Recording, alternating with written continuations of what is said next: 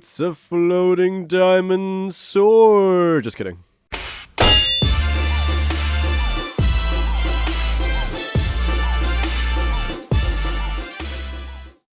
Welcome back everyone to another Minecraft mod showcase, and today we're going to be checking out the Origins mod. And this mod has been super popular recently because there's these guys from the Dream SMP, which I'm sure you all know about, and they made a whole new SMP called Origin SMP, and this mod is basically what they use in that SMP. So what this mod actually adds is it basically adds like a bunch of different character kind of roles that you can take when you first start up your Minecraft world, and they give you a bunch of really cool abilities, so let's check them out. Also, if you guys have any ideas for mods that I should showcase, please do feel free to let me know in the comment section. Alright, so there are 10 actual, how would you call them, ability guys, or skill sets, or characters, or whatever you want to call them, in the mod itself. And then there's also human, so there's this kind of 10 in a way. So when you first set up your Minecraft world, this is the screen you'll be greeted with, and it basically lists out all the different characters and their abilities, and you can pick whichever one you want to start with. If you don't want to start with any, you can just pick human. So human is the standard in Minecraft. It's just literally regular Minecraft, no abilities, no weaknesses, and no strength. So the first actual really cool one that we've got here though is the Enderian. So we're going to give ourselves the Enderian power for a second, and if I press O on my keyboard, it'll open up the Origin, and this is basically the description of what your character can do. So the Enderian is born as sons and daughters of the Ender Dragon. Enderians are capable of teleporting but are vulnerable to water. So you can teleport. Whenever you want, you may throw an Ender Pearl which deals no damage, allowing you to teleport. So the two keys that I have bound to my abilities are G and H. There's a primary and a secondary ability key. I think there's only like one ability for each character though, so I think only the primary one works. But so if I press my G key here, as you can see, it throws an Ender Pearl, and there's a little cooldown. If you look beside my hotbar there, there's a little cooldown for how long you have to wait to throw another Ender Pearl. So you can just kind of keep tossing them. It's a really short cooldown, so you can just kind of keep going. It's really, really cool though. So you can teleport a bunch with this, basically. So I'll actually go into survival to show this properly, because some of the abilities require... Whoa, I'm low on health. Okay, there we go. So yeah, some of the other things that the Enderman has associated with it is hydrophobia. So this means you receive damage over time while you're in water, the same way Endermen actually do in Minecraft. So if we stand in the water here, we slowly take damage because we're in water, like an actual Enderman would. So that's really cool. It's kind of to balance it out, because Enderman is a really, really good character set to have, I guess. So let's check this again. And we've got scared of grouds, or gourds, I don't know how to say that. You're afraid of pumpkins for a good reason. So I'll show you what this means. Basically, when you have a pumpkin, it's not like you place it down and you're like, oh, I'm so scared because there's a pumpkin there. It's not that kind of thing. It's actually, if you were to place the pumpkin on your head, you disappear. You go totally invisible. So that's an ability, I would say, not a weakness.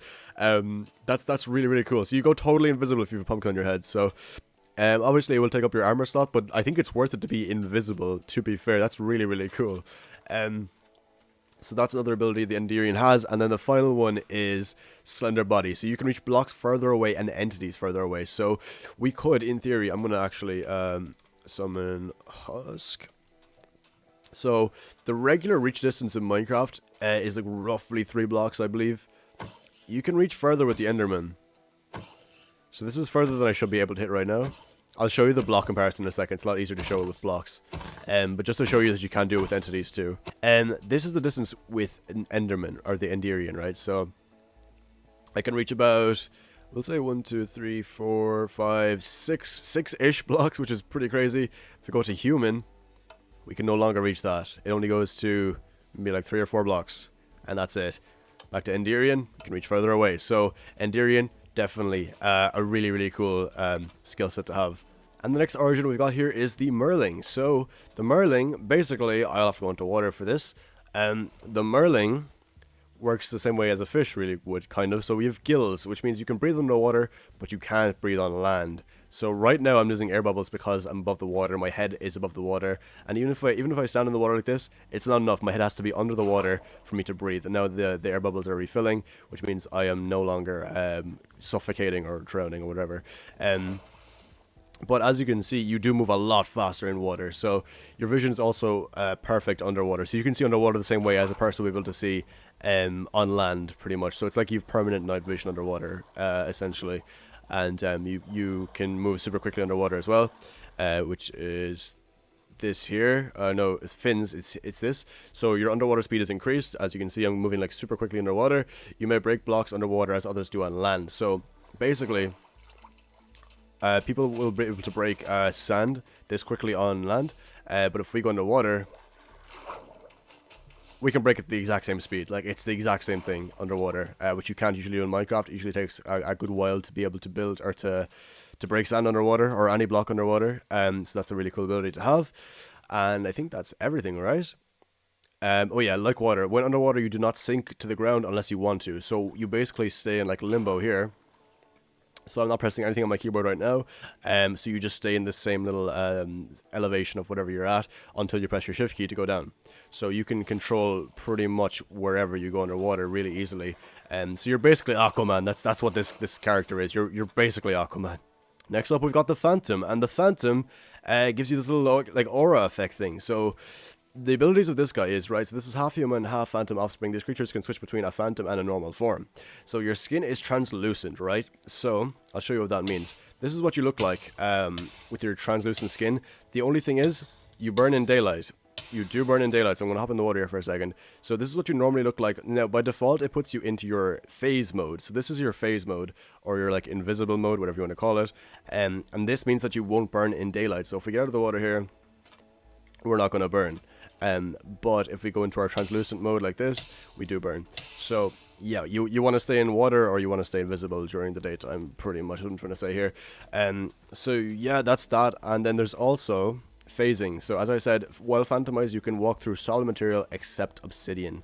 So as you can see, I just walked through this block right now. And you can also press shift to go down blocks as well. So I'm pressing shift right now, and we're going down into the world. So this will make mining like super easy. You can find caves ridiculously easily.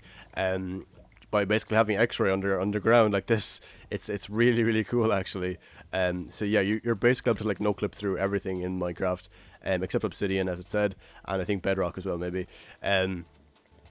But yeah, that's the Phantom. He's kind of really ridiculous. I think this might be the best one, honestly, if I'm to guess at which one might be the most OP. So photoallergy, you begin to burn in daylight if you're not invisible. Yeah, so as I said, you have to stay in your invisible form if you don't want to burn in daylight. Fast metabolism, being phantomized causes you to become hungry. That's true. So you do lose your saturation. As you can see, I've lost a lot of saturation really quickly because I'm the Phantom. And then finally, there's fragile. So you have three less hearts of health than humans. So regular Minecraft health, obviously, you have 10. Here we only have 7. So yeah, you are kind of nerfed a bit because Phantom is super OP if you don't nerf the saturation and the health thing. But apart from that, Phantom is ridiculous. Like, being able to phase through blocks and be invisible all the time is so nuts. Next up, we've got the Elytrian, and this basically just gives you an Elytra. I'm not even gonna lie. So this is wing. Okay, so Elytrians are uncomfortable when they don't have enough space above their head. So you'll get what that means later on.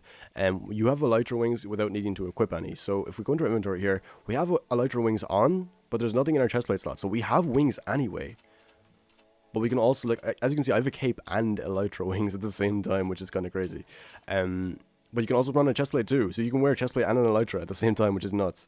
So if we go back into this, Gift of the Winds. Every 30 seconds, you are able to launch about 20 blocks up into the air. So if we press our ability key, we go way up into the air, and this recharges every 20 seconds. So we get kind of like a boost when we're starting off flying and stuff, which is really cool. There's also aerial combatant, so you deal substantially more damage while in Elytra flight. So if you're gliding, and then you hit something, it'll do a lot more damage. That's just what that means. And then there's also need for mobility. You cannot wear any heavy armor with protection values higher than chainmail. So you can't wear iron or diamond or netherite. So those three are off the table. You can only wear leather, gold, chainmail. Those are the only 3 you can wear. And then there's claustrophobia. So being somewhere with a low ceiling for too long will weaken you and make you slower. So you get slowness if you're under a ceiling, basically, where you don't have access to the sky. That's what that means. So you don't want that. You want to stay out in the open. And then there's brittle bones. So you take more damage from falling and flying into blocks. So I don't have my thing recharged, but I'll go into creative just to show it here. So we go up here and back to survival.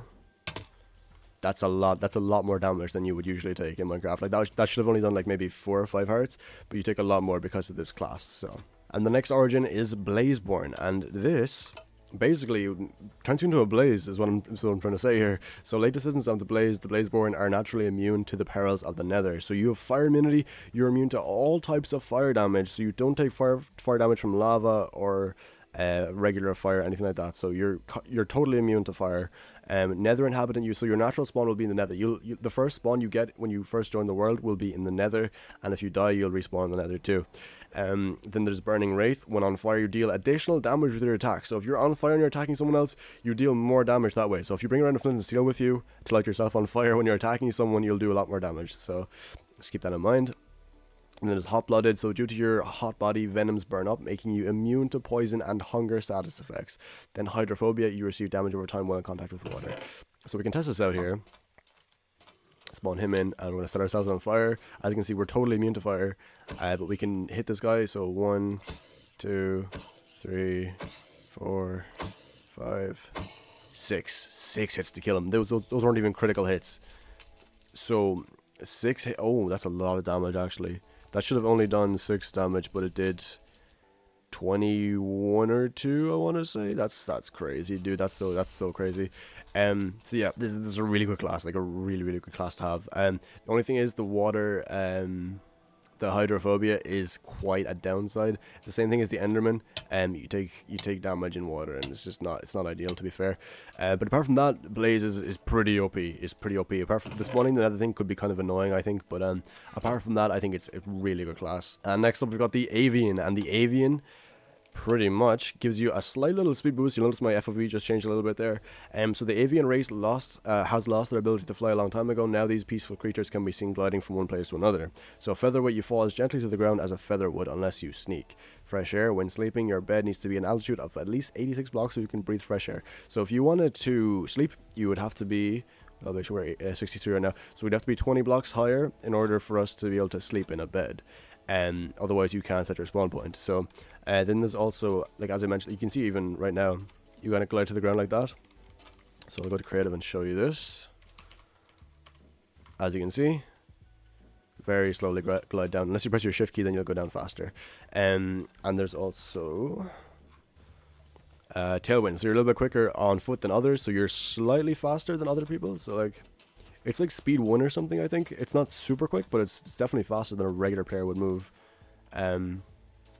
So yeah, it's like a very mobility kind of based class. And then there is also Paris, I don't know how to say that. Whenever you wake up in the morning, you will lay an egg. So you're basically a chicken. You're a chicken who wakes up in the morning and lays an egg at your feet.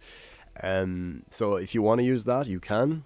It's going to happen anyway, so you don't get a choice in it, but you're going to lay an egg, basically, if you're this origin. So congratulations. Anyway, so vegetarian, you can't digest any meat. That could be a downside. You'd have to be a farmer, basically. You'd have to like grow crops to sustain yourself, or like live in a village or something. But you can't kill animals to refill your hunger. So that's kind of a downside, to be fair. But the mobility is really good. So I think this is a very good class to be. So I think the green ones, like as you can see, this is impact here. So obviously 3 of them will be like high impact, so they'll have a lot of change on gameplay.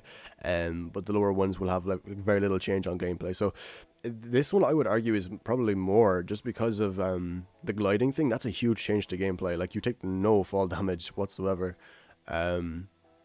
Yeah, I don't know. It's kind of strange. Also, you're faster than regular, which is a huge gameplay change, I would say.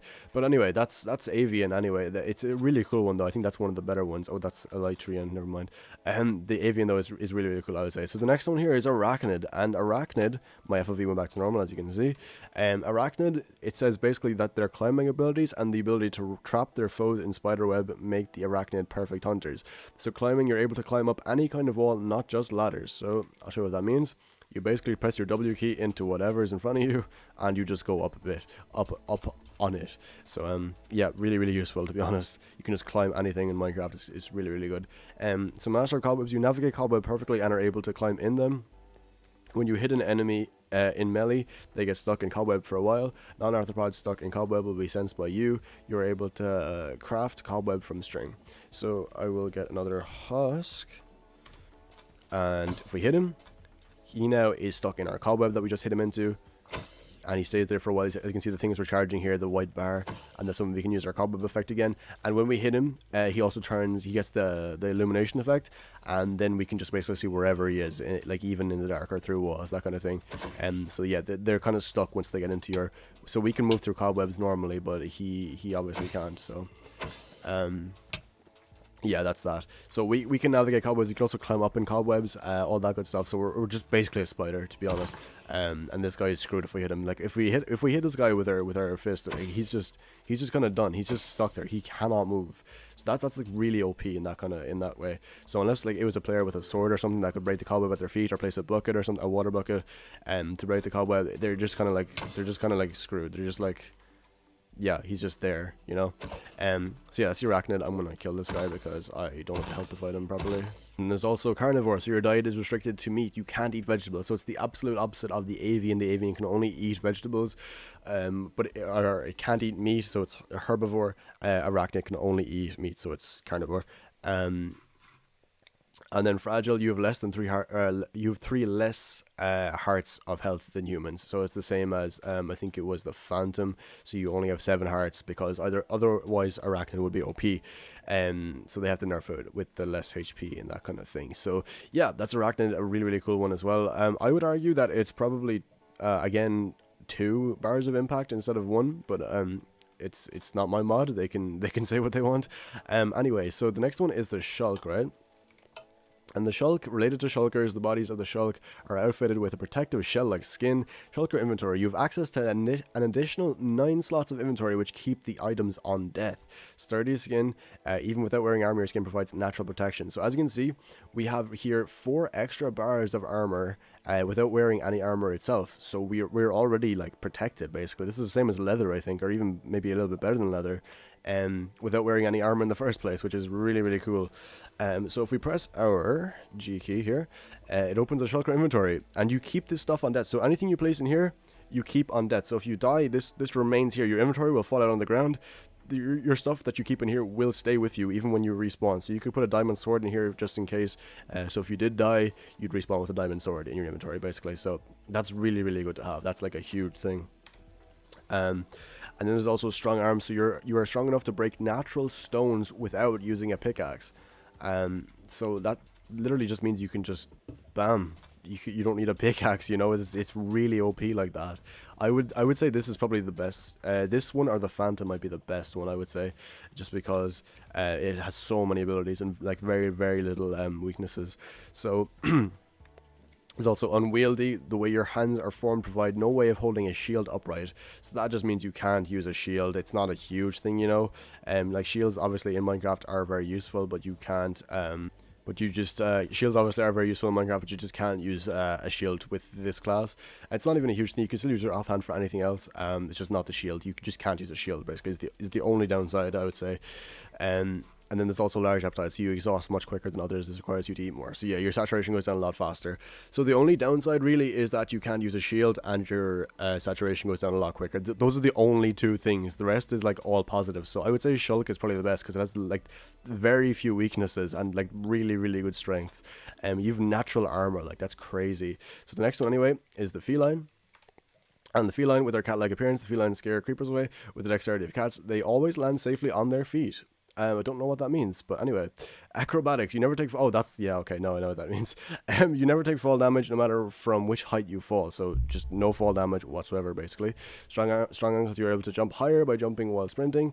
You have 1 less heart of health than humans, so it's just 9 heart instead of 10, it's not a huge thing. When not under the effect of a strength potion, you can only mine natural stone if there are at most 2 other natural stone blocks adjacent to it. Cat-like creepers are scared of you and will only explode if you attack them first. Nocturnal, you can slightly see in the dark when not in water. So I'm gonna grab these here. Creepers are scared of me. you can just come here, boy. You can just chase down creepers like that. And you can also see in the dark. You've basically night vision, so I'll do /time set night. As you can see, we can see really really well because we are this is like the dead of night and it's still really bright just because of our class. So that's really good. And we'll go back to daytime. And now I'll show you what I mean with the pickaxe thing. So I can't mine this, but I can mine this because, as it says, weak arm is when under the effective strength potion. You can only mine natural stone if there are at most 2 other natural stone blocks adjacent to it, which this one does not have. So we can mine this one, can't mine this one, can mine this one, and this one, mine this one. Now we can mine this one.